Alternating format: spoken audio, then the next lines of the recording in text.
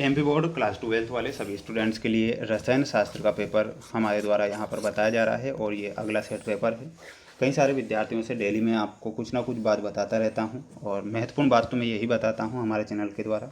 जो प्रश्न बताए जाते हैं मोस्ट इंपॉर्टेंट क्वेश्चन बताए जाते हैं। कई सारी महान हस्तियाँ जो होती है वो रियल या वायरल पेपर के चक्कर में रहती है कि हमें तो रियल पेपर मिल जाएंगे, तो ये गलती ना करें, रियल या वायरल के चक्कर में ना रहें, जितना ज़्यादा हो सके मोस्ट इंपॉर्टेंट क्वेश्चन पढ़ें।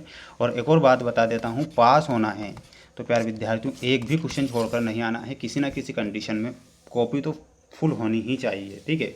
और बिल्कुल अच्छे से पढ़कर जाना है, रिलेटेड क्वेश्चन के आंसर लिख कर आना है अगर आपको पास होना है तो। और ये क्वेश्चन पेपर जो मैं बता रहा हूँ इसे ध्यान से देख कर जाना है क्योंकि बिल्कुल बेस्ट और मोस्ट इंपॉर्टेंट क्वेश्चन है। क्वेश्चन आप देखिएगा आपकी स्क्रीन के सामने आ चुके हैं, बेस्ट और मोस्ट इंपॉर्टेंट क्वेश्चन। परासरण दाब का सूत्र है, तो प्यारे विद्यार्थियों परासरण दाब का सूत्र क्या होता है, तो इसमें आपको लिखना है पाई बराबर nRT/V, ये परासरण दाब का सूत्र होता है। तो ये आप यहाँ पर करेक्ट आंसर के रूप में लिखेंगे। वेग बराबर Ka 1/2 B 3/2 के लिए अभिक्रिया की कोटि क्या होगी, तो अभिक्रिया की जो कोटि होगी वो क्या हो जाएगी, 2 अभिक्रिया की कोटि होगी, तो इसमें आपको 2 करेक्ट आंसर लिखना है। बढ़ेंगे हमारे अगले क्वेश्चन की ओर। अगला क्वेश्चन है, माय डियर फ्रेंड्स वीडियो को लाइक कर चैनल को सब्सक्राइब जरूर करिएगा। अंतः संक्रमण तत्व है, तो सेरियम जो होता है वो अंतः संक्रमण तत्व होता है, तो इसमें आपको क्या लिखना है, सेरियम। K2FeCN6 में Fe की ऑक्सीकरण संख्या क्या होगी, तो +4 ऑक्सीकरण संख्या होगी, तो इसमें आपको +4 लिखना है।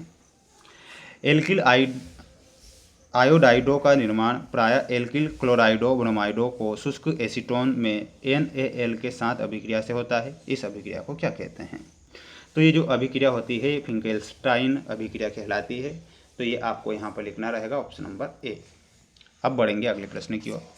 अगला क्वेश्चन है, एल्कोहल सोडियम से क्रिया करके क्या बनाता है, तो ये RONA बनाता है, तो ये आपको लिखना है। निम्न में से सबसे अधिक अम्लीय क्या होगा, तो CF3COOH ये सबसे ज़्यादा अम्लीय होता है, ये आपको यहाँ पर करेक्ट ध्यान रखना है। बढ़ेंगे हमारे अगले क्वेश्चन की ओर। माय डियर फ्रेंड्स सभी बच्चों को चैनल को सब्सक्राइब जरूर करना है और इन क्वेश्चन को पढ़कर ही जाना है। मैं जो क्वेश्चन बता रहा हूँ ना, जो सेट पेपर चैनल पर डाल रहा हूँ, पढ़कर जाना है। जल की मोललता कितनी होती है, कई बार हजारों बार क्वेश्चन आ चुका है ये ना, इसमें आपको क्या लिखना है, 55.5। मानक हाइड्रोजन इलेक्ट्रोड का विभव का मान होता है, तो वो कितना होता है, तो यहाँ पर आपका आंसर क्या हो जाएगा, 0। Ni2+ का रंग होता है, तो वो कैसा होता है, हरा रंग होता है, तो इसमें आपको हरा लिखना है।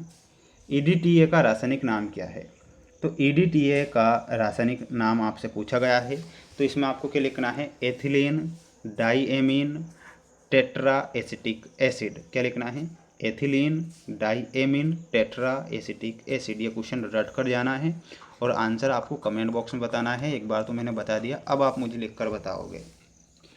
एनिसोल सांद्रण H2SO4 और सांद्र HNO3 के मिश्रण के साथ क्रिया करके क्या बनाएगा, आर्थो नाइट्रो एनिसोल बनाएगा। क्या बनाएगा, आर्थो नाइट्रो एनिसोल और पैरा नाइट्रो एनिसोल बनाएगा। मेथिल एमीन अमोनिया की अपेक्षा जो कि अधिक क्षारीय होता है, तो इसमें आपको क्या लिखना है, अधिक। विटामिन B12 का रासायनिक नाम क्या है, तो राइबोफ्लेविन आपको यहाँ पर लिखना है। क्या लिखना है, राइबोफ्लेविन, ये आप करेक्ट करेंगे। अब हम बढ़ेंगे हमारे अगले प्रश्न की ओर।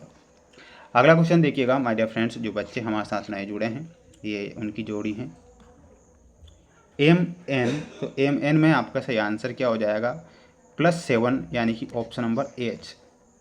प्राथमिक संयोजकता में आपका जो सही आंसर हो जाएगा वो ऋणात्मक आयन हो जाएगा। R बंद O बंद R आपको दिया गया है, तो इसमें आपको ये ईथर से मिलाना है। होपमैन ब्रोमाइड में आपका ऑप्शन नंबर B प्राथमिक एमीन हो जाएगा। दुग्ध शर्करा में आपका सही आंसर क्या हो जाएगा, option number C lactose. Sucrose में आपको ऑप्शन नंबर D से मिलाना है। एल्डी हेक्सोज में ऑप्शन नंबर E से। ये जोड़ी के नंबर हो चुके हैं, स्क्रीनशॉट ले लेना है, पढ़ लेना है ना, पास होना है तो पढ़ना तो पड़ेगा किसी भी कंडीशन में। ये आपके क्वेश्चन हैं जो कि आप देख पा रहे हैं। मोलर चालकता का सूत्र क्या होता है, तो इसका जो सूत्र होता है ये आपको सूत्र लिख कर जाना है और बिल्कुल याद करके ही जाना है क्योंकि परीक्षा में ये प्रश्न आएगा, है ना। अगला है, शून्य कोटि की अभिक्रिया के लिए दर स्थिरांक की इकाई क्या होती है, तो मोल लीटर -1 सेकंड -1। क्या लिखना है इसमें? आपको लिखना है मोल लीटर -1 सेकंड -1। स्कैंडियम का इलेक्ट्रॉनिक विन्यास क्या होता है? तो स्कैंडियम का इलेक्ट्रॉनिक विन्यास आपसे पूछा गया है, तो मैं आपको बताऊंगा। पहले डीडीटी का देख लो। डीडीटी का रासायनिक नाम क्या है? Dichloro diphenyl trichloroethane. युग्मन अभिक्रिया का रासायनिक अभिक्रिया दर। देखिएगा, सभी के आंसर एक साथ बताऊंगा, ध्यान से देखना है। देखिएगा, स्क्रीनशॉट ले लेना है। ये पहले का आंसर हो चुका है और ये दूसरे का देख लो, है ना। अभी मैंने आपको बताया था ये स्कैंडियम का इलेक्ट्रॉनिक विन्यास जो दिया गया था ना, तो स्कैंडियम का इलेक्ट्रॉनिक विन्यास याद करके जाना है, ये यहाँ पर लिखा हुआ है। डीडीटी का रासायनिक नाम भी देख लीजिएगा, डाइक्लोरो डाइफेनिल ट्राइक्लोरोएथेन। तो ये आपको डीडीटी का रासायनिक नाम। पांचवा जो क्वेश्चन था, युग्मन अभिक्रिया का रासायनिक अभिक्रिया लिखिए। तो युग्मन अभिक्रिया की जो रासायनिक अभिक्रिया होती है, तो ध्यान से आपको देखना है, जो कि आपकी स्क्रीन के सामने है, आप देख सकते हैं। ये आपको यहाँ से स्क्रीनशॉट लेना है। और इसके बाद में हिंसबर्ग अभिकर्मक का जो सूत्र होता है, क्या होता है? C6H5SO2Cl, बेंजीन सल्फोनिल क्लोराइड जिसे हम कहते हैं। ये छठवां का आंसर है। प्रोटीन के एकलक का नाम लिखना है अमीनो अम्ल। तो ये क्वेश्चन थे आपके, जो कि मैंने यहाँ पर आपको बताए हैं, बेस्ट और मोस्ट क्वेश्चन।